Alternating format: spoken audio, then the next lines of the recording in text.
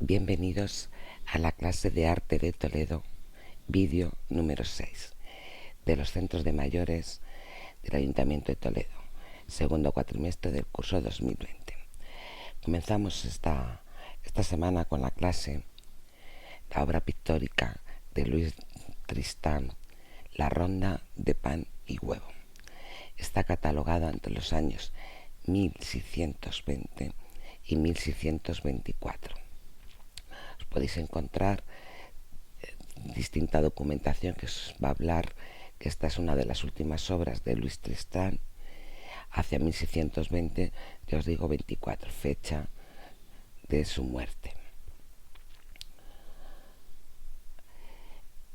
Como venimos haciendo durante las clases de análisis de obra de arte, por eso AOA, siempre trabajamos tres grandes apartados. Uno, el apartado mirar, que este concepto es más superficial antes de entrar de lleno con profundidad al apartado identificar, que es realmente la parte que trabajamos con mayor profundidad el contexto, tanto el contexto histórico de la obra, en concreto en este caso esta pintura de la ronda pan y huevo, la biografía del artista y la trayectoria del artista y de la obra, es decir, el espacio que ocupa esta obra dentro de toda la biografía del artista, del periplo, los cambios artísticos.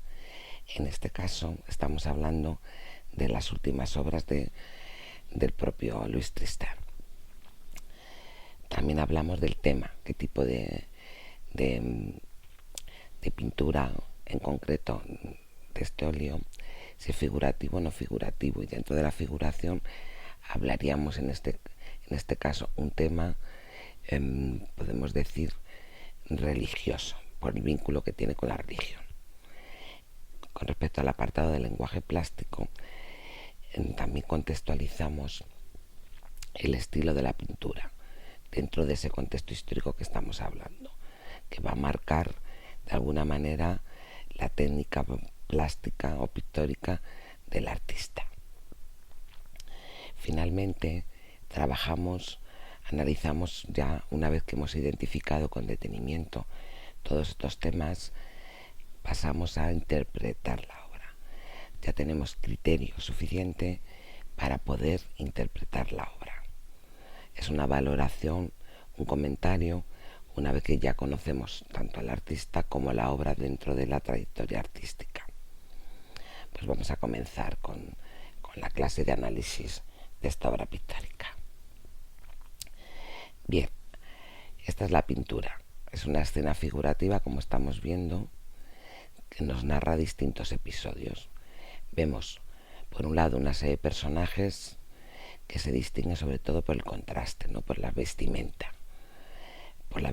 que llevan directamente, sin ir a analizar el contexto histórico, podemos ver que no se trata de una obra contemporánea. Una serie de personajes llevan una capa oscura, que esto ya nos está hablando del siglo XVII, como hemos dicho, catalogada en 1624. ¿Qué hacen estos personajes con respecto a estos otros personajes? Pues sobre todo vemos que hay cierto acercamiento y atención hacia estos personajes. O sea que tiene una narrativa, en este caso, de que nos está contando algo, un episodio referente a estos personajes, que eso lo veremos más tarde, ¿no?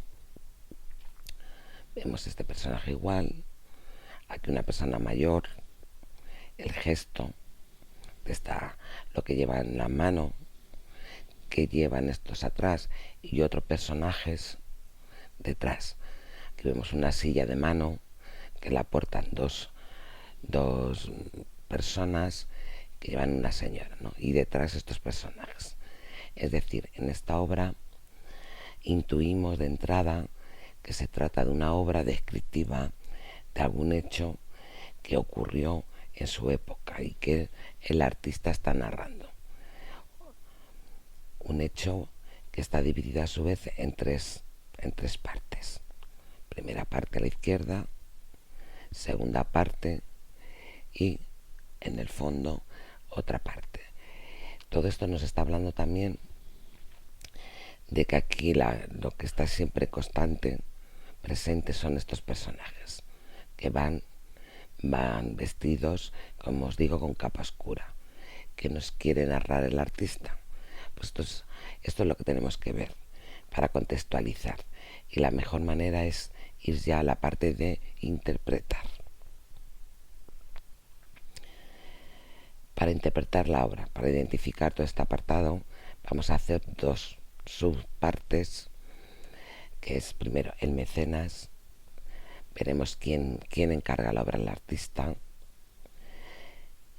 De alguna manera el mecenas es el que promueve, el que paga, el que patrocina la obra, el lugar donde se conserva esta obra dentro de nuestra ciudad, la técnica que está utilizando. Está muy relacionado pues con la moda pictórica del siglo XVII, por supuesto. Otros aspectos también técnicos, como son las dimensiones del cuadro, las referencias. ¿Es un cuadro pequeño, de pequeño formato, o es de gran formato? Luego hablaremos ya el tema, porque como os digo, es el tema religioso, que sería la cuarta parte, y dentro del tema religioso pues la institución de lo que nos está narrando, ¿no? Que es la institución del refugio en Toledo, a que corresponde esta obra titulada La ronda de pan y huevo, que era un tipo de ronda, un hecho propio de la institución del refugio. Nos adentraremos después, a continuación, en la iconografía de la obra, con mayor detenimiento más que ahora, y por último, en tercer apartado, hablaremos brevemente de la importancia del arte del Concilio de Trento, que está marcando de alguna manera las pautas a los artistas, la normativa a la hora de representar temas religiosos que estamos hablando. A continuación, una vez que hemos analizado este apartado, identificado con profundidad con respecto a la obra, en concreto el contexto de la obra, iríamos también al contexto del artista. Breves notas biográficas de Luis Tristán, en este caso, su periplo artístico dentro de la península, en Toledo, comienza en Toledo, pero también su viaje a Italia, qué influencias de otros artistas va a recibir, cómo su trayectoria de aprendizaje en el taller del Greco va a variar a lo largo del tiempo de su vida, ¿no? Resaltaremos así las obras relevantes de qué técnica utiliza y qué temas, tanto obras que nos encontramos aquí en la ciudad de Toledo como fuera de España. Y finalmente, pues la técnica, el lenguaje plástico que ha utilizado el artista en concreto con respecto a esta obra. Bueno, pues vamos a comenzar, como os digo, identificando todos estos datos. En el apartado 1, el mecenas. Bueno, en realidad no lo sabemos con certeza, pero hay indicios históricos, documentales, de que esto pudo ser un encargo de don Diego Fernández Serrano. ¿Quién era don Diego Fernández Serrano? Pues era clérigo, mayordomo del entonces, estamos hablando en 1624, del Hospital del Refugio de Toledo. El mayordomo no es lo que entendemos hoy en día por personaje mayordomo, sino por el administrador. Diríamos que el que llevaba las cuentas del Hospital del Refugio. Aparte, don Diego Fernández Serrano también era amigo y confesor, incluso testamentario del artista. O sea que será el encargado de difundir la herencia del artista una vez que muere el artista. Aparte de esta obra, don Diego Fernández Serrano le va a encargar, además de la ronda de pan y huevo, otra obra, que es La Virgen de la Misericordia. Es esta, que os he puesto aquí, también un tema religioso y en relación, por supuesto, la temática con el Hospital del Refugio. Esta obra la podemos disfrutar actualmente en el Museo del Greco. Ahí es donde está, dentro del apartado del taller del Greco, los discípulos del Greco, junto con otras obras magníficas de Luis Tristán, como por ejemplo la San Jerónimo Penitente. Recordamos pues igualmente la imagen de la Virgen y alrededor acoge, abre sus manos como si fuera la capa, manto y la capa, acogiendo esta esfera de la gente que está arrodillando, ¿no? Con personajes igual, en este caso contextualiza. Esta obra pues nos recuerda también a la misericordia, al tema de la misericordia del Greco, ¿no? Y la parte de arriba pues el coro de ángeles, la parte celestial de la Virgen.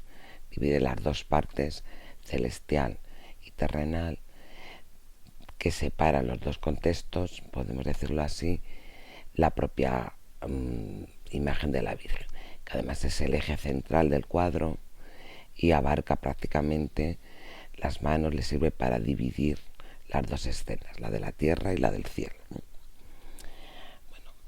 Bueno, la última información que tenemos sobre la obra que estamos hablando, en este caso que es La Ronda del Pan y Huevo, fue una donación de Adolfo de Arenaza al Museo de Santa Cruz ya en el año 66, el siglo pasado, 1966.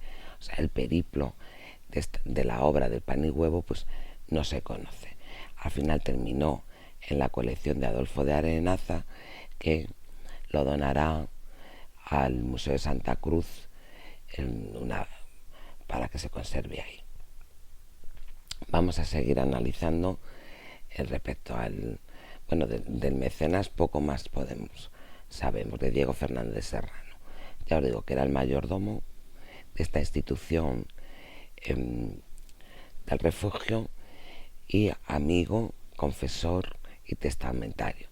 Ya os estoy diciendo que si era confesor, pues era clérigo, sacerdote. ¿Dónde estaba el hospital de la Hermandad de Nuestra Señora del Refugio?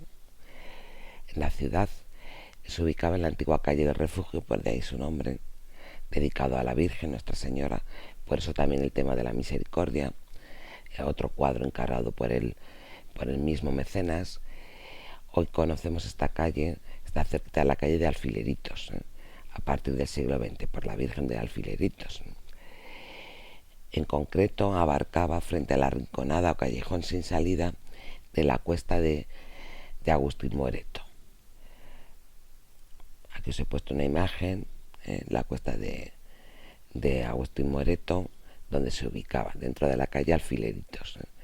Aquí también os he puesto la imagen donde está la Virgen de Alfileritos, para que tengamos referencia, la leyenda famosa, y una imagen también de esta calle de Alfileritos y la cuesta de Agustín Morato, como es, que realmente pues sigue siendo un callejón sin salida, ¿no? ¿Cuál era el fin de la hermandad de Nuestra Señora del Refugio? Pues estaba destinado su creación a albergar enfermos que no podían ser acogidos en otros hospitales de la ciudad, mientras esperaban el traslado a Madrid o a otros hospitales. No los recogían por las calles, no tenían recursos económicos y entonces los atendían en la hermandad en este hospitalito que está muy cerquita de la Plaza San Nicolás. Seguimos. Según los archivos de la Diputación Provincial, también era llamado por este barrio en el Hospital de San Nicolás, incluso el Hospital de Jesús y Madre de Dios. Como os estoy diciendo, en el siglo XVI se dedicaba sobre todo a la curación de enfermos desahuciados de otros hospitales.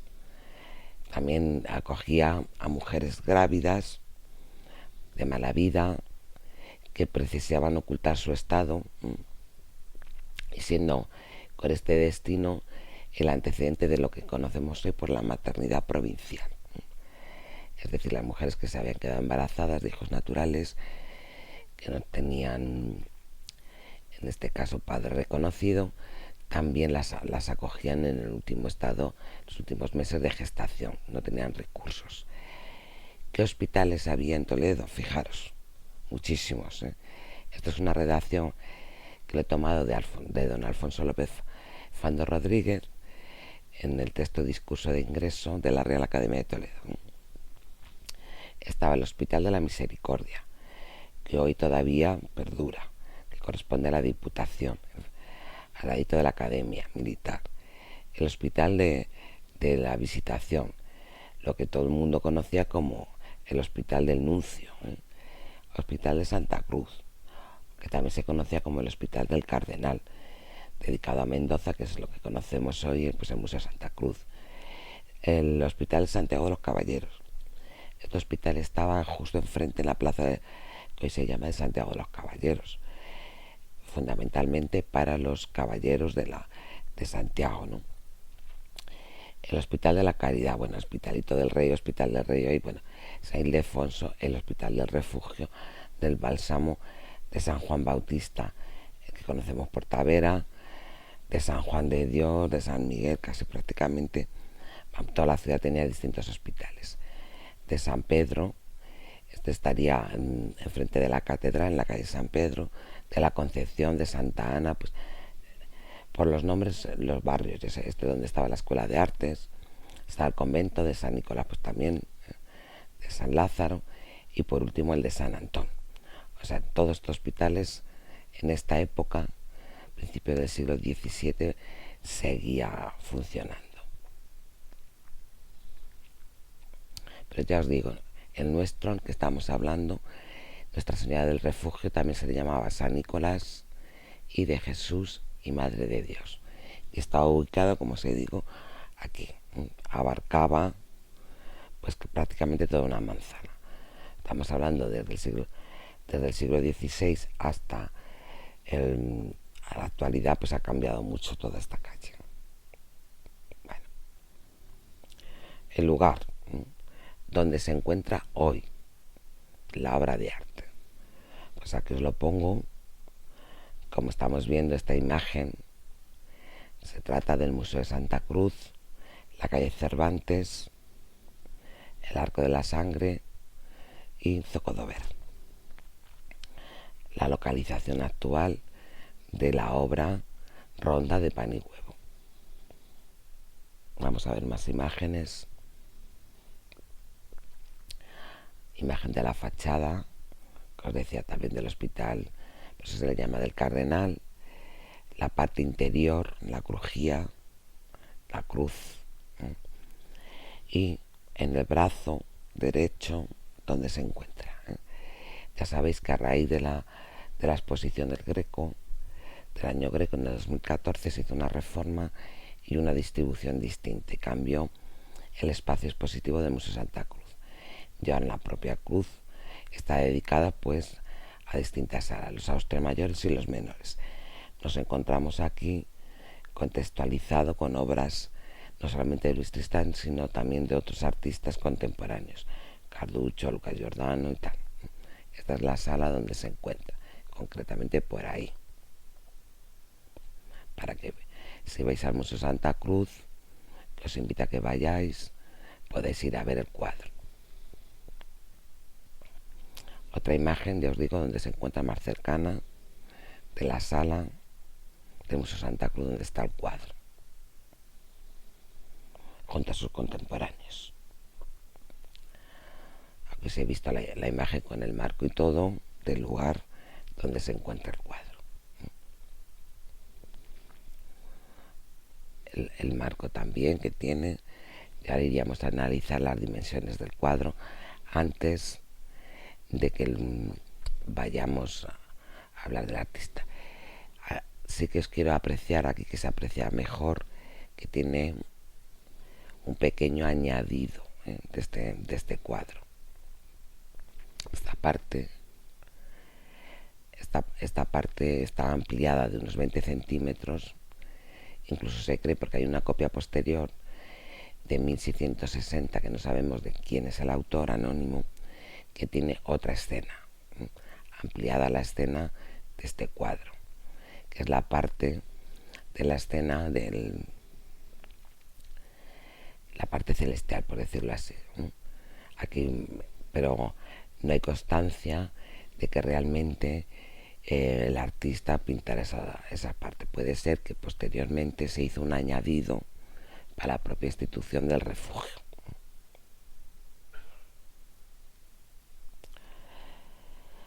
Vemos las dimensiones, es un óleo está con la técnica al óleo, la pintura al óleo sobre un lienzo, no sobre tabla sino sobre lienzo. La altura es de 1,30 centímetros de altura. No sabemos realmente si es con marco o sin marco, y la anchura unos 69 centímetros. Si fuera con marco, pues habría que añadir lo que tenemos aquí, unos centímetros más, aproximadamente de 8 centímetros más.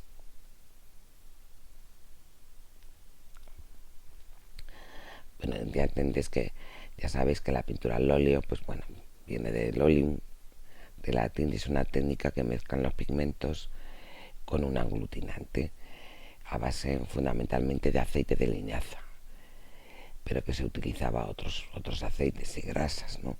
El caso para que los pigmentos se queden adheridos, por eso necesita el aglutinante. Y el disolvente por excelencia, pues la esencia de trementina. Se utiliza aceite de linaza y esencia de trementina, el color va a tener mucho mayor calidad y perdurabilidad, ¿no? De esta manera, pues la pincelada va a permitir mayor fluidez y mezcla, ¿no? Aunque ya os digo, como aquí estamos utilizando el lienzo, pero el óleo se puede pintar sobre metal, madera, cartón. No es aconsejable porque pierde el brillo del óleo. Es una lástima invertir en esta técnica para luego pintar sobre cartón, pero se puede pintar sobre cartón, incluso piedra, marfil. Ya os digo, lo más habitual en lienzo, distintos tipos de lienzo. La tela del lienzo pues puede ser más fina, más cuadrada. Hay que tratar también el lienzo para aislar, impermeabilizar, para que pueda luego pintarse mucho mejor, más fluido. O tabla, aunque la tabla fundamentalmente se está utilizando sobre todo para la témpera, para la técnica de la témpera, pero hay óleos sobre tabla.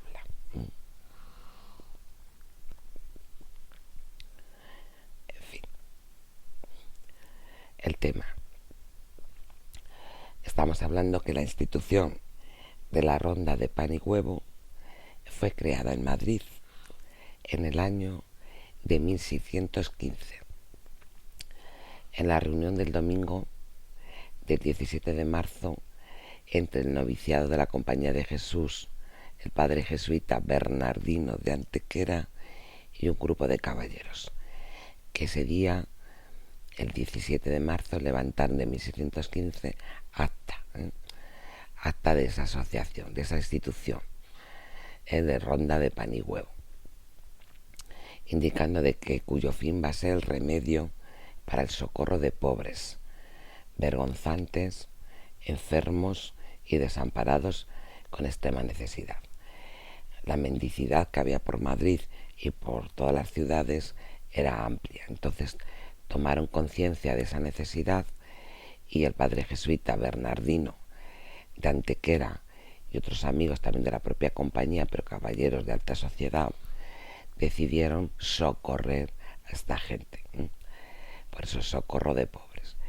Primero pobres que no tienen donde dormir ni qué comer, por eso pan y huevo. Salían de noche, se protegían para darle también socorro espiritual, ¿no? Idearon ese mismo día la creación de un hospital de convalecientes, determinándose que se fundase una hermandad que financiaban realmente el hospital, entre los hermanos jesuitas y caballeros para proteger a estos convalecientes. Y se acordó traer desde la ciudad toledana las constituciones de otra que ya estaba fundada sobre el siglo XIII. O sea, hay documentos que una compañía, pero no se llamaba Ronda de Pan y Huevo, institución de Ronda de Pan y Huevo, ya existía con estos fines de un hospital de convalecientes sobre pobres, ya os digo, que no tenían que comer y que salían por la noche pidiendo para la subsistencia. Enfermos, fundamentalmente de todo tipo, que no eran acogidos en ningún hospital, y gente, pues eso, desamparados con extrema necesidad, sobre todo personas mayores, sin familia, que estaban en las mismas condiciones, ¿no? Que además debía estar en la zona que estamos diciendo ya.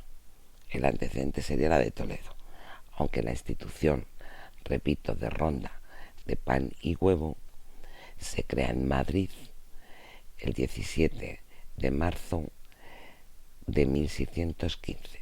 Es decir, hemos catalogado que la obra pictórica toledana de Luis Tristán está entre 1620 y 1624, desde que recibe el encargo hasta que termina la obra, pues unos años después, 5 años antes, se había creado la institución. Como os digo, aquí tenemos una imagen que os he puesto del refugio en la calle Corredera Baja de San Pablo y el cruce con la calle de la Puebla. Esta es la institución y el edificio que perdura hoy en día. El padre Bernardino de Antequera y los señores caballeros que hay constancia: Pedro Laso de la Vega, hermano de Garcilaso de la Vega, y Juan Jerónimo Serra.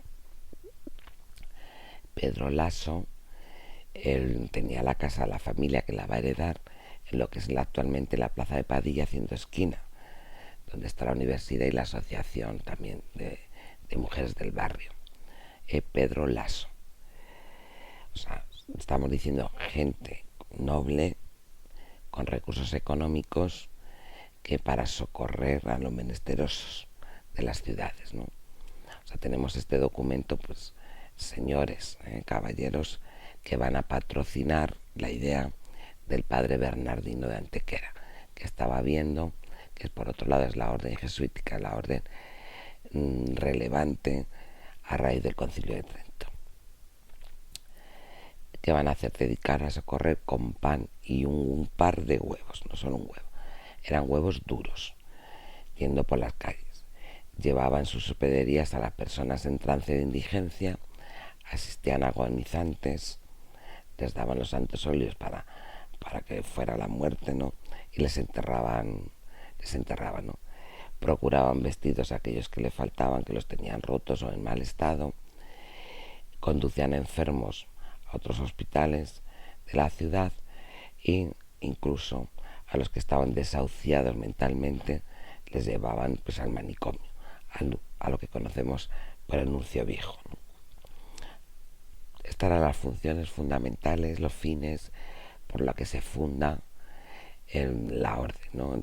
Dentro de la orden jesuítica, pues esta fundación de la Ronda de Pan y Huevo, que salía por las noches, como vemos en la imagen de la pintura de Luis Tristán. En nuestra obra, ¿qué narra Luis Tristán? Pues, como os digo, las 3 primeras funciones, ocupaciones caritativas de la Hermandad Toledana del Refugio. O sea que a Luis Tristán le encargan el cuadro para la de Toledo. Crea la fundación primero en Madrid y a partir de Madrid se va extendiendo a otras ciudades, entre ellas Toledo. No solamente la había en Toledo, esta fundación. En el primer término que tenemos aquí, los auxilios espirituales que lo presenta el sacerdote de la hermandad. Además, estos son aquí una persona que está, una imagen en escorzo, con la cara medio en trance, moribundo, el sacerdote acompañado de otro caballero. Vemos que lleva el sacerdote la capa entonces, como digo, española, oscura, nocturna, y aquí se ve también que el caballero ya no es una especie de gorguera más fina, ¿no? Que la moda de Felipe II, que había instalado en España. O sea, primer término, la asistencia espiritual religiosa, que tenía que ir conducida por un sacerdote protegido a su vez por un caballero de capa y espada por si tenía que socorrer al sacerdote y al enfermo, proteger como guardaespaldas, diríamos hoy en día, ¿no? Para los maleantes, que también lo sabía mucho de los robos. La segunda acción que tenemos aquí, la de socorro. En este caso nos pinta la figura de un anciano igualmente arropado, descalzo, en malas condiciones. Por un lado tenemos al sacerdote que porta en la mano el huevo, otro de los caballeros detrás del sacerdote con el plato y el otro huevo, que están asistiendo, socorriendo a esta persona. Al fondo pinta la silla de mano para mujer de traslado, una mujer enferma al hospital. Vemos aquí una mujer con la vestimenta, dos lacayos, ayudantes de los padres religiosos y los caballeros, que son los que portan a la mujer para llevarla al hospital. Bien puede ser llevarla al hospital de la ciudad, o bien, ya os digo, al hospital suyo. La recogen, igualmente son gente desvalida, como estamos viendo, la recogen para que no esté en la calle, para proteger, socorrer. Son auxilios espirituales, de alimentación, de vestimenta, en fin, etcétera. Ocupaciones todas ellas caritativas. Otro ejemplo de esta institución del refugio, tenemos el ejemplo de otro dramaturgo, que es Pedro Calderón de la Barca, ¿no?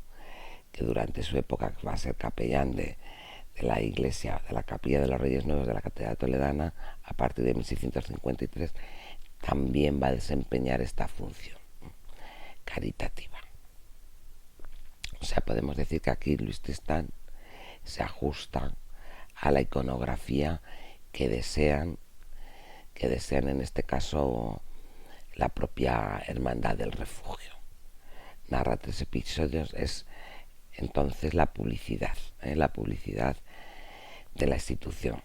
Es más, hay documentos de que en las sillas que portaban, tenían distintas sillas, claro, no solamente una silla para socorrer durante la noche, estaban pintadas, y se cree que probablemente una de estas escenas estarían pintadas para identificar a esta institución del refugio, de la Hermandad del Refugio, con respecto a otras instituciones. El contexto ahora queríamos analizar, una vez que hemos visto la obra, el cuarto apartado de identificar, que es el Concilio de Trento. Del Concilio de Trento os he puesto una imagen de una pintura de la primera sesión que nos pinta Tiziano, un gran artista veneciano de esta época. El concilio, como os he puesto aquí, va a durar desde 1545 al 63, es decir, mucho, 18 años. ¿Cómo surge? Realmente la contrarreforma católica surge a raíz de esa grieta que os he puesto aquí, de la reforma protestante de Lutero, ¿no? Que entonces se ve la necesidad de que haya otra contrarreforma a Lutero, ¿no? O también conocida por reforma católica. Este concilio de Trento, fijaros, finaliza en 1563, va a estar vigente hasta 1869, que es el Concilio Vaticano I, con el Papa Pío IX. O sea que fijaros, los años de vigencia tardaron mucho, 18 años. Van a sucederse las sesiones para ponerse de acuerdo a la institución de 5 papas: Paulo III, Julio III, Pío IV, Marcelo II y Pablo IV. O sea, durante 18 años que dura el concilio para dirimir las directrices que tenía que seguir la Iglesia Católica para diferenciarse sobre las reformas protestantes. Por eso se llama contrarreforma. A lo que nos interesa en este caso, aparte del punto de vista religioso que va a marcar, es sobre todo las decisiones importantes en cuanto a la pintura, el arte. Que ya sabéis, como os estoy diciendo, es un medio de propaganda religiosa también. Y el culto, sobre todo el arte relacionado con imágenes de los santos, en referencia a. O sea, va a ser muy importante porque durante el concilio se va a decidir qué textos se siguen manteniendo y cuáles no. Os he puesto un resumen del Concilio de Trento, pues que hay documentación, amplia documentación, de evangelios delegados, de alguna manera considerados gnósticos, como el Evangelio de Tomás, el de Marción, de María Magdalena, Evangelio de Judas, Apócrifo de Juan, de Valentín, de los egipcios, distintos evangelios. Otros evangelios de la Natividad de la Virgen, el protoevangelio de Santiago, el evangelio de Pseudo Mateo, de la infancia de María.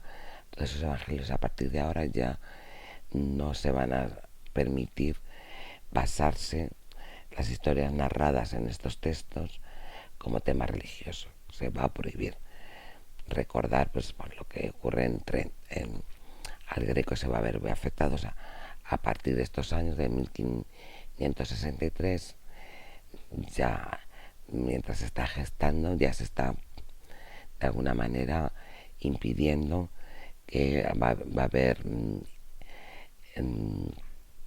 clérigos religiosos como institución que van a revisar los encargos a los artistas. Va a investigar si se acogen o no a la nueva doctrina, a la nueva reforma de Trento, ¿no? Es decir, Trento se va a convertir en un instrumento de propaganda al servicio de la fe. Y como instrumento como tal, publicidad, tenía que estimular la piedad y la devoción de los fieles. Por eso, conmoverlos a una vida de imitación de lo que habían sufrido, ¿no? Dirigiendo más al ánimo y al sentimiento del fiel que al intelecto de los fieles. Por eso muchas veces de aquí surge el manierismo y el barroco, ¿no? Estas representaciones de los martirios y las angustias en los rostros de las pinturas de los santos. Esto es lo que va a pedir como instrumento que estimule al espectador que ve esa obra para que haya imitación, ¿no?, de lo que ha sufrido y de alguna manera estimule la generosidad para socorrer, en este caso, pues a los pobres y ayudar a los pobres. Por eso en este contexto estaríamos toda la hermandad. Se van a pedir, por supuesto, a los artistas no que pinten lo que quieran, que interpreten lo que quieran, como os digo, por ejemplo, el Greco en el Espolio, que era una obra única de iconografía, de las primeras que ya hace en Toledo en 1578, pero que la estamos hablando que él se comete licencias y discusión luego a la hora de tasación. Os pongo esto como ejemplo. El Greco llega a Toledo en 1578, ya había terminado Trento y no permitía que estuvieran, por ejemplo, las tres Marías en la parte inferior izquierda del cuadro, que todos supongo que recordáis el cuadro del Espolio, ¿no? O porque introduce en un caballero del siglo XVI con armadura toledana, etc. Aunque luego se quedan con la obra, esto le va a perjudicar a la hora de la tasación y el pago de la obra, ¿no?, por el juicio, que estuvo bastante tiempo hasta que resolvió y el Greco pedía más dinero por esto mismo, ¿eh? O sea, no se le permitía, pues eso, solo los evangelios, en este caso los ortodoxos, lo que se ajustaban, lo que conocemos, los del Nuevo Testamento, los 4 evangelios, ¿no?, lo de Mateo, Lucas, Juan y Marcos, ¿eh? Y todos estos otros pues se pierden.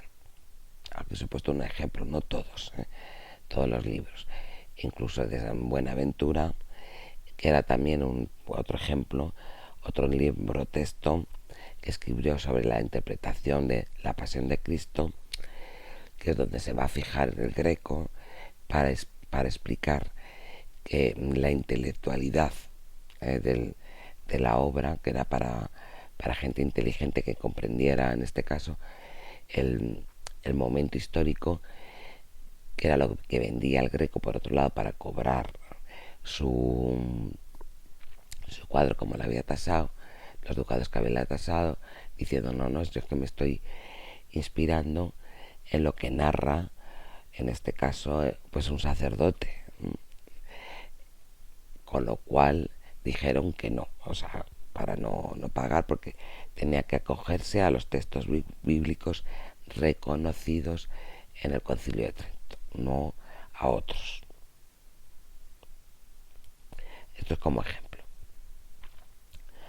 En fin, para ellos, para Trento, había que evitar en cualquier caso todo elemento pagano y secular que hiciera referencia a otras iglesias.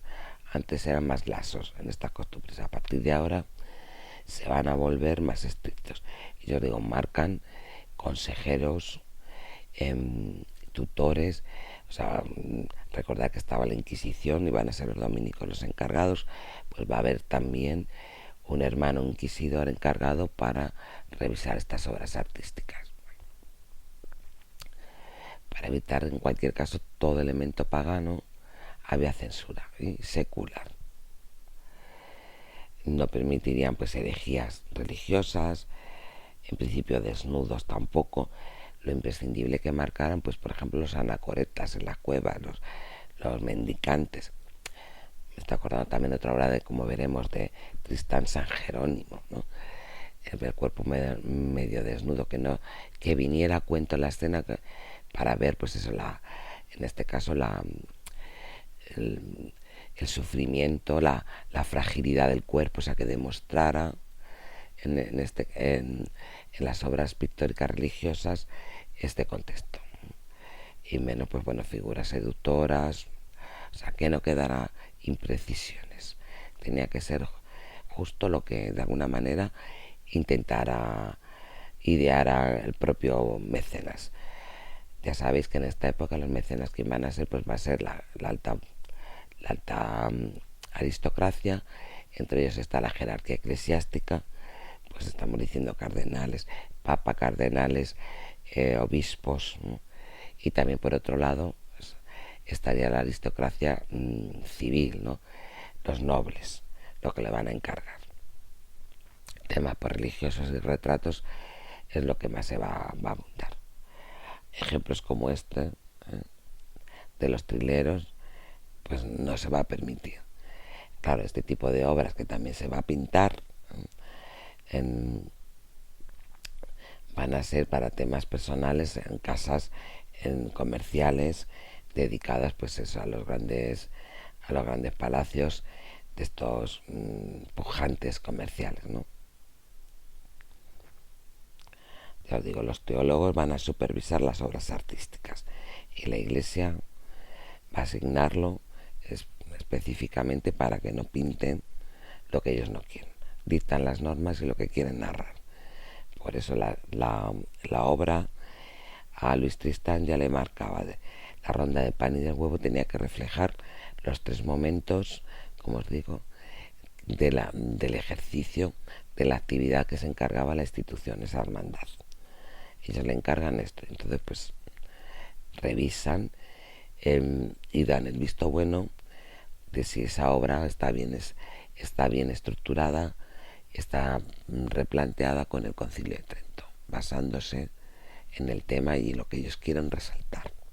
Por eso yo digo que es un instrumento de propaganda al servicio de la fe, la pintura, no al servicio estético de la belleza del cuadro.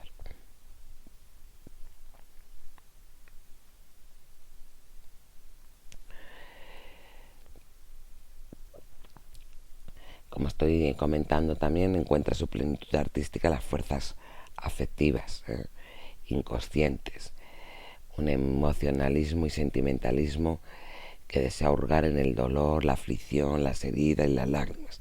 Os he puesto este ejemplo, este cuadro maravilloso del Greco que podemos disfrutar también en el Museo del Greco de las Lágrimas de San Pedro, que aunque hay otra copia, como todos sabéis, en la catedral está muy alto, en la sacristía, y no se puede apreciar directamente, pero en el Museo del Greco, junto al apostolado, se encuentra las lágrimas de San Pedro, y hasta nuestra altura podemos ver cómo el Greco, la maestría, la lágrima está haciéndose en el ojo, ¿no? Que parece que suelta la lágrima. Por lo importante, la lágrima lo que simboliza el dolor de Pedro al negar 3 veces antes de que cantara el gallo que era discípulo de Cristo, ¿no? De eso se trata, mostrar esa fuerza afectiva. Es un dolor contenido, con la mirada, es un dolor que se manifiesta a través de estas lágrimas, ¿no? Esto es lo que demanda Trento, ya os digo. Se va a desarrollar entonces un arte religioso teatral, con un sentido muy escenográfico, una puesta en escena, que es lo que da todo pie al barroco, ¿no? Que se vale de la sugestión, sugerir más que mostrar, ¿eh? Es decir, por eso vamos a encontrarnos obras con el tenebrismo, con fuertes contrastes de luces, de destacar aquello más iluminado, aquellas cosas, aquellos elementos, aquellos santos, aquellas figuras más importantes, y en penumbra o en plena oscuridad el fondo, ¿no? Para que generar más, sugerir mayor angustia, también mayor tensión, ¿no? Que se va a combinar en todas las obras pictóricas. Durante todo el 480 y 580 italiano, el Renacimiento, se desarrolla la perspectiva, ¿no? Las 3 dimensiones en la obra pictórica. La mejor manera de visualizar la profundidad de la obra, ya no van a ser pinturas planas, es introduciendo elementos arquitectónicos o arquitecturas de un interior o de un paisaje exterior. Es decir, el arte religioso va a ser totalmente, pues, escenográfico. En arquitectura pues tenemos igual instituciones, o aquí mismo en Toledo pues la iglesia de los jesuitas, las fachadas se mueven, ya utilizan cornisas curvas, rectilíneas, ¿no? Incluso circulares, cómo va evolucionando lo que es el barroco, ¿no? La pintura, yo os digo, igual, muchas veces pues también utilizan grandes cortinajes para destacar y mostrar partes, como vamos a ir viendo.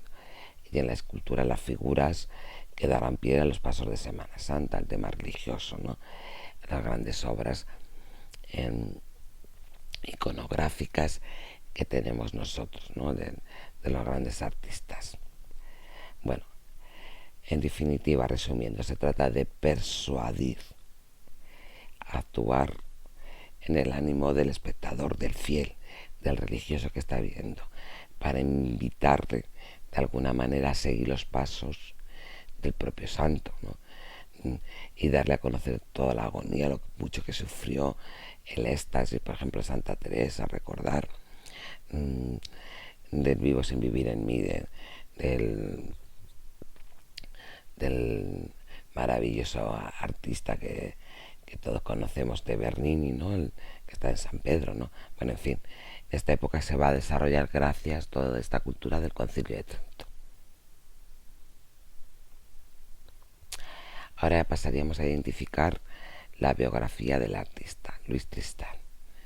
Como os digo, no sabemos la fecha exacta de nacimiento, de 1585 a 1624. Sí conocemos la de fallecimiento porque tenemos el documento, incluso donde está enterrado, dentro de Toledo. Ocupa un importante lugar en la transición de la pintura castellana de principios del siglo XVII. Es decir, si el Greco está contextualizado, como os he dicho otras veces, en el contexto manierista, este es un paso más entre el tenebrismo y el barroco. Bueno, os he puesto una imagen de un retrato, autorretrato, porque es de su rostro, que está catalogado hacia 1595-1600. Como veis, es muy dudoso. Aquí 10 años no aparenta. Aparenta un adolescente, pero ¿de qué edad? Pues no lo sabemos exactamente. Tampoco sabemos la fecha exacta del nacimiento. Pues ya os digo, si suponemos que la fecha de nacimiento es 1585, aquí está catalogado con 15 años. No lo mismo que un chaval de 15 años hoy en día. Ya pertenecía al taller del Greco, ya había visto la pintura del Greco, cómo pinta el Greco, su propio retrato, autorretrato, y cómo pinta también a su hijo. Tuvimos la gran exposición y como dándose prestigio esta gorguera amplísima, muy elevada y de mucha categoría, que le alza incluso el cuello, en fin, muy exagerada esta proporción. Pero nos interesa ver sobre todo el rostro, que era fiel, ¿no? O sea que como de 15 años es posible. Sabemos que era hijo de un próspero comerciante toledano y artesano toledano. Conocemos su nombre, Domingo Rodríguez, que murió joven y dejó viuda a su madre, en este caso Ana de Escamilla, y que vivía por la plaza, que ahí tenía su tienda, de San Nicolás, aparte con ojos, o sea, con otros 4 hermanos más, aparte de Luis Tristán. Como os digo que con 5 hijos tenía que alimentar en la vivienda del mesón de la Fruta Vieja, cercana a esta parroquia que había por allí, ¿no? De los 3 varones, finalmente consiguió que 2 fueran sacerdotes, fenomenal, y Luis, que fue al taller del Greco, como os estoy diciendo. Ya sabéis que en los talleres de los pintores se acogían aprendices desde los 7 años y estaban primero para recibir luego la categoría de pintor. Estaban de los 7 años hasta unos 5 años como aprendiz. Dedicar mezclar pinturas, como estoy diciendo, machacar los pigmentos, incluso también transportar ya los lienzos, armar lienzos. No es como yo. O sea, durante todo ese tiempo pues ayudaba al Greco. Veía cómo pintaba el Greco y por eso la influencia en el primer tiempo del Greco, que vamos a ver en sus obras. Bueno, esta obra, ya os digo, está en Nueva York, en el Metropolitan. En el taller del Greco conocemos el dato que conoció y traba amistad, claro, con Jorge Manuel, con el hijo del Greco, y otros compañeros de pintura que estaban en el taller. Conocemos que estaba Bautista Maíno, Antonio Pizarro, que van a ser artistas bastante afamados dentro de la propia escuela, que se conoce como Escuela Toledana. Pedro de Orrente, que ya hemos visto varias exposiciones dedicadas a exposiciones temporales en el Museo también del Greco dedicado a Pedro de Orrente, Diego Astor, Alejandro Duarte, etc. Se cree que durante estos años, mientras está en el taller del Greco, va a pintar una copia del retrato del cardenal Niño de Guevara, o sea, hacia 1612, para el convento dominico de San Pablo, donde recibes sepultura el propio cardenal. Hoy este cuadro, que es este, está en el museo, el de Luis Tristán, del Museo del Greco. El original del Greco, maravilloso, que la verdad no tiene nada que ver, está en el Metropolitan de Nueva York, ¿eh? Si os acordáis, cuando estuvo la exposición del Greco, la primera exposición del periplo artístico del Greco, que se trajeron obras muy importantes no solamente del toledanas, sino también del resto del mundo de Estados Unidos, pues se trajo esta, la original, la calidad con que estaba pintada, con las lentes, el fondo, el papel pintado, vamos, tapizado realmente de tela del fondo, la transparencia de la vestimenta, el sillón frailero, el rostro, la mirada, como inquisidor que era el cardenal Niño de Guevara, en fin, preciosa. Pero esta es una copia de taller que recibe el encargo pues también para el mismo San Pablo. Ya os digo que es el convento de clausura donde está enterrado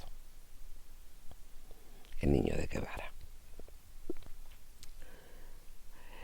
Ya os digo que es el discípulo más aventajado, Luis Tristán, que sus compañeros, que os estoy diciendo. Que Maíno, que Pizarro, que Orrente, que Loarte pasan a serse niveles de artista de categoría inferior a Luis Tristán, como vamos a ver en estas obras. Muy importante, el más importante de los discípulos del Greco. No solo aprende el estilo del maestro, le va a imitar, y durante muchos años los historiadores a veces se han identificado una obra que era del Greco y luego pasa a ser de Tristán y al revés. Ya sabéis que en la historia del arte van apareciendo más documentos, sobre todo de encargos, testimonios, que se archivaban en numerosas instituciones, iglesias, monasterios, conventos, etcétera, y al descubrirse pues ya se ve qué obra realmente es de un artista o es de otra. También mejores medios de catalogación, de investigación, del tipo de pincelada, y luego pues bueno, pues como también Tiziano y otros grandes artistas en el taller, ellos daban los últimos retoques. Muchas de ellas comenzaban a pintar los discípulos y las terminaba con el retoque final, perfeccionando los acabados el maestro. Por eso es aprendizaje, ¿no?, en el taller. Bueno, aquí se compromete con los monjes de Jerónimos de María de las Islas, la Santa María de las Islas, otro convento maravilloso, perdido, de entregar antes del 11 de noviembre de 1613 varios cuadros, entre ellos este, del convento. Tema religioso, que es lo que va a encargar, sobre todo se cree que iba a ser para el altar de la iglesia mayor, distintas escenas del Nuevo Testamento. También tenemos constancia de un calvario y un nacimiento del niño Jesús. Toda la escena de la vida de Cristo. Vemos la maravillosa escena, replanteamiento de la cena, ¿no?, de todos los apóstoles en el centro, manteniendo a Cristo, bendiciendo con el pan distribuido, el pan y los alimentos también algo coetáneos. Una gracieta que le daba gusto también al Greco de Pisano. Por ejemplo, tenemos aquí el perro haciendo un cabriolas, ¿no? Igual aquí para lavar los pies, preparado para que luego Jesús primero haya lavado los pies antes de la cena, ¿no? Purificar el momento. Un cuadro bastante interesante. Y finalmente una ventana que está abierta al cuarterones y que se ve la nocturnidad, la noche, ¿no? Y como os decía antes, todo el follaje de los mantones, ¿no?, para dar mayor profundidad a la estancia y la perspectiva, las sombras, el contraste. Si cerramos los ojos vemos como para dar mayor volumen viene de toda la oscuridad en el centro, que está concebido como si fuera un ábside de iglesia, ¿no?, y en el centro está Jesús, ¿no?, la postura, lo gestual de que está bendiciendo con el gesto de la mano, los Pedro aquí y también San Pablo al lado, él bendiciendo, en fin, una maravilla.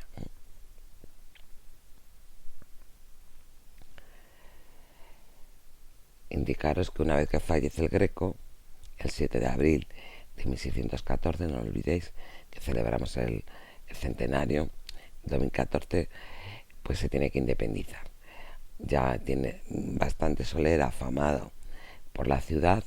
Entre ellos hemos visto que se le encarga directamente el cuadro de San Pablo, de Guevara, entre otros que se conocen, y monta su propio taller, se independiza. Ya del taller del Greco ha muerto, igual que el hijo del Greco va a sustituir a dirigir el taller de su padre, Jorge Manuel también, que va a seguir pintando, recordar. Se va a instalar su casa en la calle Bajada del Barco, cerca del Hospital de San Pedro, cerquita donde estaba, hoy ahí está el Ateneo, en esa institución, enfrente de la catedral, ¿eh? Tenemos el dato de que el 14 de junio el concierta el matrimonio con Catalina de la Higuera Díaz. Para el 26 de junio de ese mismo, o sea, en 2 meses se muere el Greco.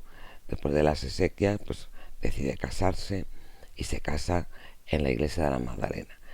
Además existe este documento de la iglesia en la parroquia de la Magdalena.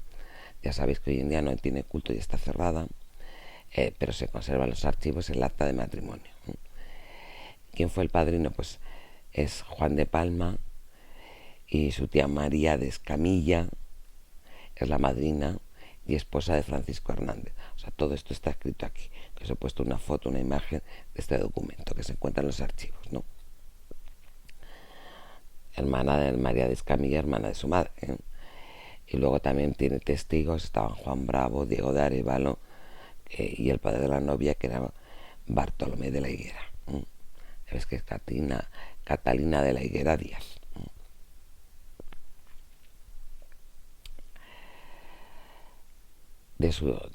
Después de esta etapa de que monta taller, cuánto tiempo está, pues tampoco lo sabemos con exactitud. Pero sí que se conoce que ahí tiene una etapa italiana. Por el tipo de pintura, cómo va a cambiar esta pintura de imitación al Greco, al maestro, donde se había educado, a la moda italiana, ¿no? Es decir, etapa italiana existió. ¿De qué fecha a qué fecha? No lo sabemos. Se desconoce con exactitud hasta el día de hoy. Siempre precisamos eso. Incluso si se fue, pero era muy común que todos los artistas fueran a donde estaba la avanzadilla del arte, que era en este caso en el 580, a partir del 580 en Roma. Teníamos 2 focos, que fue Venecia y Roma, igual que el 480, recuerdo, era Florencia. La Toscana, pues ahora es Roma y Venecia. Sobre todo Roma, que mantiene, y además daros cuenta que el mayor número de mecenas, patrocinadores, que encargan las obras artísticas, que son fundamentalmente religiosas, surgidas a raíz de Trento, pues van a ser toda la alta alcurnia eclesiástica, la jerarquía eclesiástica, los más altos, ¿no? Fundamental. O sea, va a Italia. Dentro de Italia, Roma, y que conoció pues el 580, y entre ellos pues la moda, Caravaggio, porque a su vuelta a España ya no pinta como el Greco, ve que lo que pintaba el Greco no es lo que se lleva, y lo que están demandando las nuevas, como os digo, la aristocracia eclesiástica de los temas religiosos, es la nueva moda, que es esta moda, el claro oscuro, que lo conocemos, o tenebrismo, claro oscuro, muy claro, por las luces claras, donde va la acción, donde nos interesa, y oscuro totalmente, por eso claro oscuro. Tenebrismo, pues igual, distintas imágenes en tinieblas. Aquí, si tornáis los ojos, vais a ver qué parte de iluminación, y bueno, y la iluminación, el enfoque, que se cruzan distintos tipos de luces. Tenemos luces de máximo esplendor. Aquí vemos, si tornáis la imagen, los ojos, vais a ver cómo todo el enfoque está en San Jerónimo, en la escritura de San Jerónimo como escritor, en la calavera como penitente, igual aquí como santo. O sea, se ajusta a la iconografía, y lo que más nos llama la atención es la escritura, la importancia. Jerónimo va a ser uno de los padres de la Iglesia más importantes en la antigüedad, y entonces se resalta en el Renacimiento. Seguimos. Del periplo artístico, bueno, fijaros la diferencia de Jerónimo, del Greco, que se encuentra en la Academia de San Fernando, a a lo que tenemos aquí de Caravaggio, el gran artista Caravaggio. Del Greco, que vemos primero la monumentalidad y del desprendimiento de las 11 cabezas que se dice, del manierismo, que es fruto del contexto del manierismo. La figura también como penitente desnudo, que se vea el cuerpo demacrado, una cabeza muy pequeña con respecto a la fuerza del cuerpo, porque al Greco le interesa hacer hincapié más en Jerónimo como penitente que como escritor, aunque sí que tenemos la imagen del libro, de la escritura, ¿no? La cruz, que mira la cruz, agarra esta cruz, y la calavera, metido en la cueva, oscuro, que ya viene, aunque tiene todo el enfoque en diagonal, por eso el manierismo es una corriente artística posterior a lo que sería el Renacimiento italiano. El Alto Renacimiento está entre medias entre el barroco y el manierismo. Ya os digo, bueno, de aquí igual otro dato muy interesante iconográfico que suele introducir mucho el Greco, que es en este caso la enredadera, la hiedra, que es símbolo de fidelidad. Jerónimo fiel a Cristo, ¿no? Y el mea culpa de la posición de las manos. Por eso vemos primera etapa, esencia manierista, que poco a poco va evolucionando de tenebrismo, naturalismo y barroco. Esto es Luis Tristán.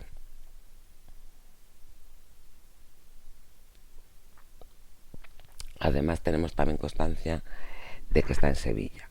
Sevilla va a ser un foco artístico, también lugar donde llegan italianos y pintores que se van. Incluso se cree que ahí hablará y entabla contacto con Velázquez.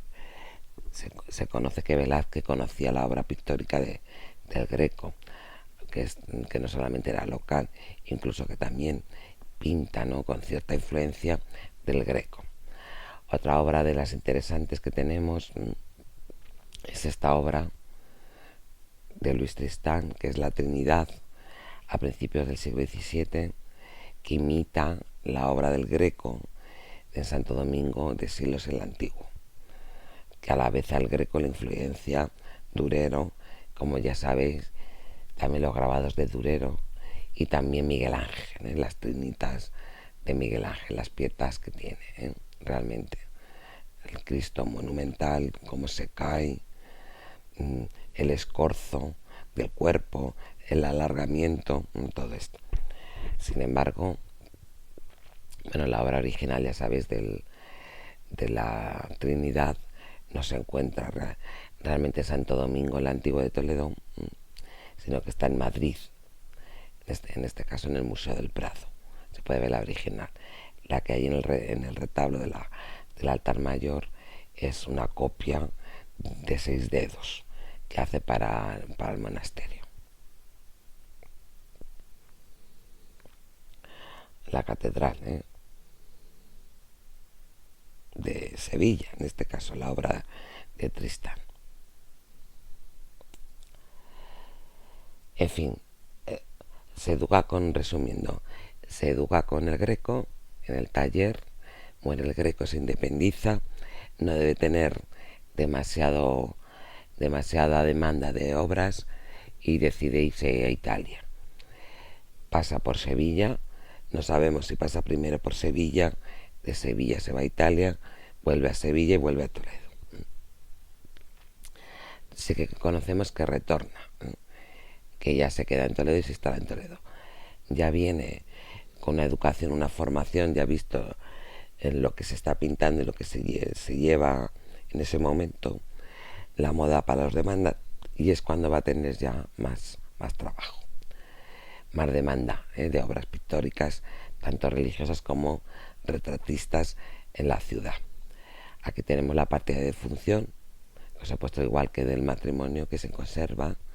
Fue descubierta en 1928 en la parroquia de San Justo y Buen Pastor, ¿no? La fuente, pues, donde está sacado esta partida es de Adolfo Aragones de la Encarnación, el texto que homenajea al centenario del artista, ¿no? este documento está inscrito en un artículo de la Real Academia de Bellas Artes y Ciencias Históricas de Toledo, que habla pues que se había descubierto la partida de defunción. Así que como no hemos descubierto la partida de nacimiento, ya sabéis que no existe registro, entonces, como ahora de cuando nace un niño hay que registrarlo, muchas veces conocemos fechas de nacimiento por la partida de bautismo si la hubiera en los archivos de la iglesia, monasterio, convento, etcétera, que se bautizara. También se perdieron mucho con las desamortizaciones del siglo XIX, mucha documentación. En fin, que eso hace que muchas veces no se haya descubierto la fecha exacta. Bueno, su sepultura se encuentra en la capilla de la familia, en la iglesia de San Pedro Mártir, hoy universidad, como todos sabéis, y para ella pinta una obra que es San Luis dando limosna, que hoy esta obra que pintó para su capilla, es un santo, dando limosna, se encuentra en París, en el Museo del Louvre, para que veáis la relevancia pictórica de Luis Tristán, ¿no?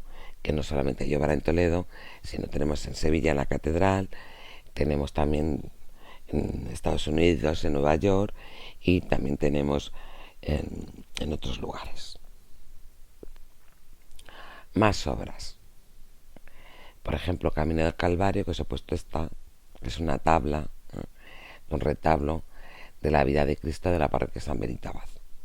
Todos los retablos suelen trabajar el tema de la vida de Jesús. A partir de ahora, ya el tema de la natividad de la Virgen y todo eso, esos son temas anteriores. Ya no se suele pintar. Anteriores al Concilio de Trento. Bueno, la escenografía con la Verónica, cuando para el Cristo con la cruz, la Virgen, el paño de la Verónica, en fin, los soldados romanos, el monte, o sea. Luego aquí tenemos otro calvario de la ermita de la Virgen de la Cabeza. Ya sabéis que la ermita en Toledo aquí, la ermita que se celebra la primera romería, para que lo veáis el color, cómo ha cambiado totalmente, ¿no? Ya Jesús no es tan alargado, vuelve a las proporciones más naturalistas, el contraste de luces, todo el enfoque mayor máximo de luz es Jesús, es el tema más importante. Tenemos más blanco de luz, el centro del cuadro, ¿lo veis? O sea, el tema más relevante. Luego San Juan y la Virgen en penumbra estarían los ladrones. Igual, pues luego la calavera, donde está, que hace homenaje, ya sabéis, a donde está enterrado, ¿no? Que se dice que también ahí estaba enterrado, pues, el primer padre, ¿no? Adán.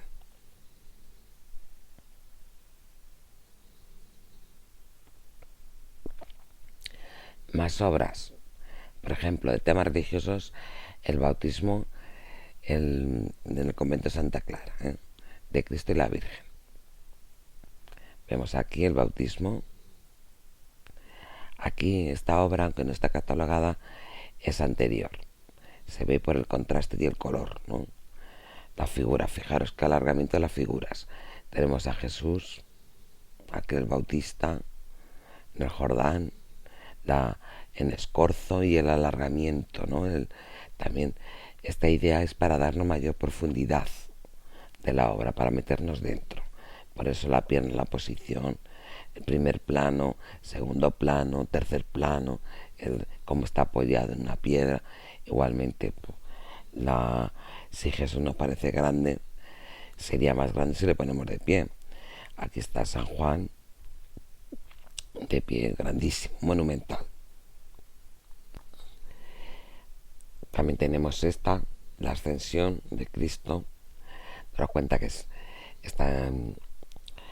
una tabla de óleo del retablo de Yepes, de la parroquia de San Benito. En lo alto nos puede parecer que las proporciones cambian, pero al estar en un punto de vista alto, desde abajo, nos da una sensación más de bóveda. Recordamos la esfera de la aparición aquí con la Virgen, María Magdalena y los discípulos, ¿no? Que vemos ahí la escena celestial. De esto también, esta influencia que os estoy hablando del Greco. Y aquí pues tenemos a Santo Domingo Penitente, cómo ha cambiado, ¿eh? Cómo ha cambiado este contraste, la evolución del color, del dibujo con respecto aquí podemos decir la pintura, más la pincelada, más que el dibujo. Vemos toda la luz, todo el enfoque, ya no tiene un cuerpo exageradamente alargado, monumental, elevadísimo de las 11 cabezas, sino más proporcionado. Vuelve al retorno de las 8 cabezas. Más obras religiosas como ejemplos. La adoración de los magos. Vemos aquí toda la máxima luz. El escorzo nos invita. El rey está, en este caso, Melchor arrodillado, adorando toda la máxima luz en el niño y la Virgen. Esa disposición en diagonal, que es el tipo de perspectiva que se utiliza ahora en el barroco, en la escenografía. Y es más, distintas perspectivas. Lo miras de izquierda, tenemos el rey que adora al niño, la Virgen, la Madre y el Padre, ¿no? Pues luego tenemos el introductor en esta otra línea, igual el paje del rey que lleva el incienso, el niño, el otro rey a su alrededor y el otro rey, para que mires por donde mires distintos puntos de vista. También la circular en torno al niño. Todo nos lleva al niño. Otra imagen este cuadro se encuentra en Hungría, Budapest. Aquí tenemos la adoración de los pastores en torno al niño. Todas las cabezas alrededor. Esta está en Yepes. Aquí tenemos otra adoración de los reyes en Escocia, en Glasgow, de él. Cómo le da la profundidad, el fondo, la luz que la estrella para que orienta dónde se encuentra el niño, ¿no? Aquí vemos ya la monumentalidad de la Virgen, igual en la misma disposición que en esta, en diagonal. Niño, Virgen y San José, apoyado con una arquitectura metida, como os decía antes, para dar mayor magnitud y alargamiento de la perspectiva del cuadro, ¿no? Distintos planos. Esta otra figura que está tocando el arpa, que es una nota pues de color anecdótica, como os digo, esto sí que bajo la influencia de su maestro, el Greco. Igual a otra distribución, el rey, están todos apelotonados aquí. Incluso va colocando otras figuras, y si os dais cuenta que hay otra figura exterior a lo que sería el pesebre, que vemos aquí como es un pesebre que estaba en unas condiciones rotas, que también le sirven del tejado de las vigas para que se vea toda la luz y el paisaje y darle mayor profundidad. Otra adoración está en un contexto interior, pero con el rompimiento de la gloria, porque aquí tenemos las filaterias con los querubines y angelotes y los putis, con los animales. Aquí el pastor con la oveja, como viene para darle sensación de visita, ¿no? El niño en este otro plano que mira hacia una dirección, el niño sobre el paño de la pureza, blanco la pureza, la Virgen, toda la luz viene igual. Perspectivas, distintas perspectivas como fuga, podemos decir. La del pastorcillo nos lleva al niño, y a las cabezas, hacia el cielo. El pastor también, pastor adora a la Virgen y a los animales. Este cruce luego a las cabezas en diagonal. Todo esto es barroco, muy teatralizado. Puesta en escena como si se hubieran colocado para hacerse la fotografía. En este caso para pintar. Más obras religiosas. La visitación de la Virgen y, en este caso, Isabel, Santa Isabel. Ya sabéis, la madre, la madre de San Juan Bautista. Esta escena también en la calle, cómo se encuentran, ¿no? Para las dos en cinta, ¿no? Jerónimo penitente, bueno, en Santa Clara, en el convento de Santa Clara, en el retablo de la iglesia. Esta obra magnífica también está en el Museo del Greco y es una obra, aunque no sabemos la fecha exacta, sí que vemos cómo ha cambiado totalmente la técnica, ya que utiliza Luis Tristán, ¿no? Influenciada por Caravaggio. Contraste, luces, Jerónimo, el detalle de las hojas de los libros, la cabeza, el león aquí como amansa, el león, la teatralidad puro barroco ya prácticamente con el mantón que tiene este ropaje. Otra Inmaculada Concepción para Sevilla, que son temas totalmente religiosos, ya os digo. Curioso, antes que llegue Murillo para pintarnos el manto blanco.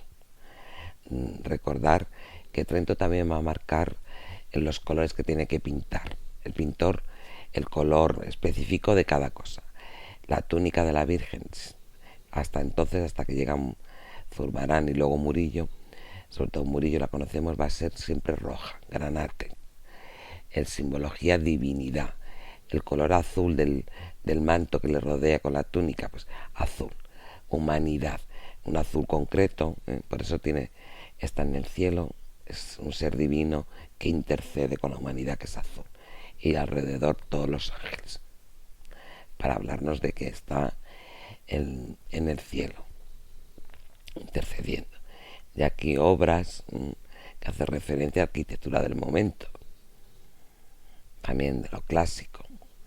Esto muy, incluso barcos, paisajes, en fin, introduce estos elementos que influenciados por lo que también demanda el propio mecenas. De penitentes, pues muchos, igual que el Greco, pero no nos recuerda tanto al Greco, ¿no? Este San Pedro penitente del Palacio Real, perdón, el escorzo de la luz, magnífico, hasta la gallina, el detalle para dar profundidad a la piedra, el escorzo que nos lleva a la luz, cómo ha trabajado la pintura, el detalle de las llaves, hace honor a la iconografía del propio artista. O San Francisco penitente, fijaros el detalle de las hojas. Aquí se nota cómo ha cambiado totalmente la técnica plástica. En cambio, San Francisco de Asís en oración sigue un poco más la tipología grequiana. En la cueva, escuálido, con el ropaje muy largo, en lo que es el hábito, los nudos de los estigmas de Cristo. Aquí la hiedra que apenas se ve, o también igual, bueno, se encuentra en Toledo, en el Palacio Arzobispal, y en Santa María, en la parroquia de Talavera de la Reina, que no tiene nada que ver San Francisco escuálido, en penitente, con la piedra, con la calavera, así todos los símbolos, ¿no? Pero con este otro que hemos dicho, nada que ver. Esto es una vez que ha ido a Italia y ya ha vuelto a Toledo. Bueno, aquí otra imagen de San Antonio Abad, lo típico de la hiedra, el árbol, los libros, pero aquí ya está más fornido y ya tiene otra monumentalidad, lo vemos, ¿no? Desde el manto, las calidades es totalmente distinto. Y la luz, esta es una obra naturalista maravillosa. La Dolorosa, el rostro como difumina, trata el modelado de la piel, ¿no? Las texturas, el gesto de los ojos, de las manos, cómo coge, cómo contiene, ¿no? El dolor por dentro. Esto es fruto del barroco, como os digo. San Pedro Alcántara, que está en el Museo del Prado, que nos recuerda a las otras, ¿no? También franciscano, prácticamente es esta otra, muy parecida. Lo veis, ¿verdad?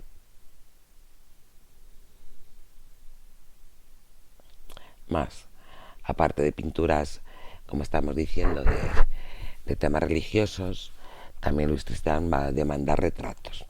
Aquí tenemos a Luis Obispo con la corona, la mitra, la simbología, un tondo circular que se encuentra en el Museo de Bellas Artes de Sevilla, retrato de un pintor que incluso se duda si puede ser autorretrato, es muy probable.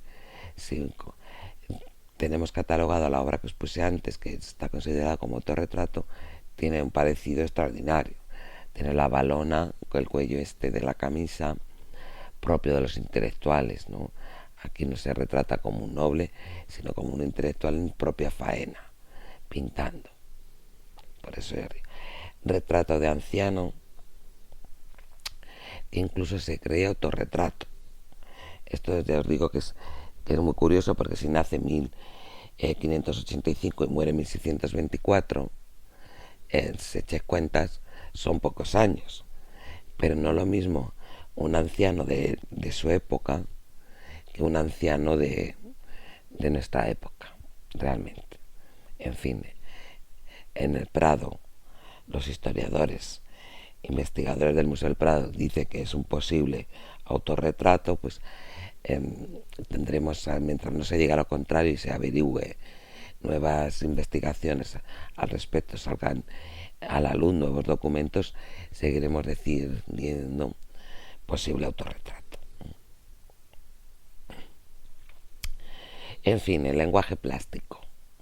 Realmente que si estuviéramos en la clase en presencial, hablaríamos entre todos la técnica, el color de este lenguaje que está utilizando. Bueno, en este caso estamos analizando la ronda de pan y huevo, creatividad y expresión artística. Creatividad, en efecto, no podemos valorarlo con otros temas, otros cuadros de la hermandad del refugio, recordar, ¿no? O sea, creatividad venía dada, las escenas que tenía que reflejar, podríamos decir. Expresión artística, sí, sigue la diagonal, la composición diagonal, primer término a la izquierda, recordar la escena fundamental de asistencia moribundo, para los santos óleos para que muera correctamente, como lo manda la iglesia, ¿no? O sea, la otra escena de dar el pan y el huevo, socorrer al hambriento, y la última, transportar al enfermo, en este caso la de fondo, que era una mujer, ¿no? El color, pues sí, predomina más el color, aunque son muchas figuras, y para distinguir unas formas de otras, pues también remarca, ¿no? Pero le sirve sobre todo los contrastes de luces, también diferenciar un personaje de otro, la vestimenta de los caballeros de la hermandad con respecto a los mendicantes, ¿no? Contrastes sí que hay de luces y sombras, aunque correspondería más a la forma naturalista del artista. La composición, ya os digo, cruzada, en diagonal. Tenemos primer plano, un segundo plano metido más para adentro y último plano debajo del arco. Aquí se ve la obra perfectamente. Primer plano en escorzo, segundo plano más para adentro y tercer plano. Perspectivas. Esto nos invita a que, por un lado, un grupo de gente aquí y allá, en diagonal, pero la luz viene, toda la atención desde aquí para adentro, nos hace meternos dentro. ¿Veis el escorzo maravilloso, la anatomía del moribundo, un poco exagerada, se está medio, pero bueno, un chico joven, fijaros la tibia como lo tiene, y el peroné marcado, la rótula impresionante, ¿no? Es un alarde técnico realmente de que sabe pintar. La planta de los pies en sombra, como apoya, la posición del pie, el gesto que tiene, o sea, magnífica, ¿eh? En este caso la imagen de que sabe, que conoce el cuerpo humano, ¿no? Y cómo están compuestos los huesos. Luego vemos también el gesto, cómo apoya el sacerdote jesuita, diciéndole, hablando, y aquí cómo pone la pose del oído, escuchando, ¿no? Aunque realmente la mirada donde mira, está concentrado en lo que está haciendo, el otro donde mira, pues está ya medio moribundo, ¿no? Y este como testigo de todo. Otra, aquí tenemos una composición elíptica propia del barroco.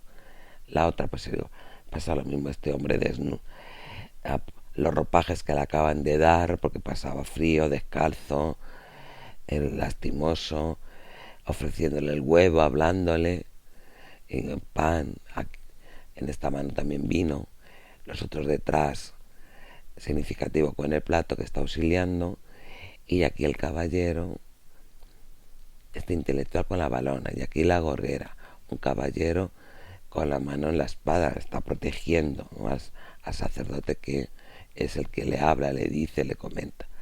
Aquí vemos también otros dos personajes de la hermandad acompañados en la silla de mano, que dicen con trabajadores de la hermandad, que portan a una señora pues en un estado igual de enferma.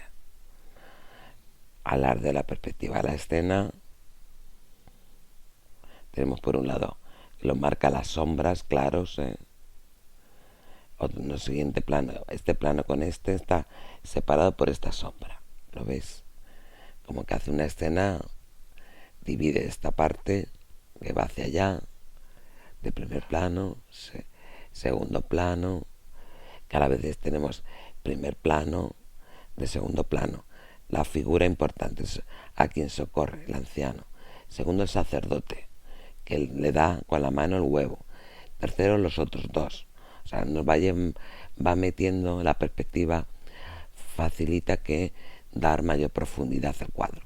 Igual que esta escena, ponerla a lo lejos con un edificio arquitectónico y con una especie de escalón muy alto, también, y el cielo oscuro, también nos habla de eso, la lejanía. La ronda, en este caso, ronda primero a uno, segundo al este, y continúa la ronda. Se pasa toda la noche rondando. En fin, interpretaremos ya lo que es la obra. La pintura busca una praxis moral, una enseñanza moral, una práctica realmente que la gente, cuando lo vea, estos datos de qué buenos son, la hermandad del Santo Refugio, que socorre a todo el mundo, a muchachos moribundos, a viejos abandonados, solos, desolados, mujeres, o sea, hombres, mujeres, a toda población. Esto ya resume, ¿no? Se ajusta a la doctrina de Trento y unifica todo en las obras pías pues con gran maestría y naturalismo, ¿no? Gracias a la iluminación y los efectos del claroscuro. Por eso podemos decir que es una obra magnífica de Louis Tristan. Y la tenemos en el Museo Santa Cruz, en la sala de los Austrias Menores, no lo olvidéis. Así que podéis ir a visitarla tranquilamente. ¿Qué opináis? Bueno, os recuerdo que cualquier duda podéis llamarme o mandar un mensaje en nuestro grupo de WhatsApp. Hasta la próxima actividad.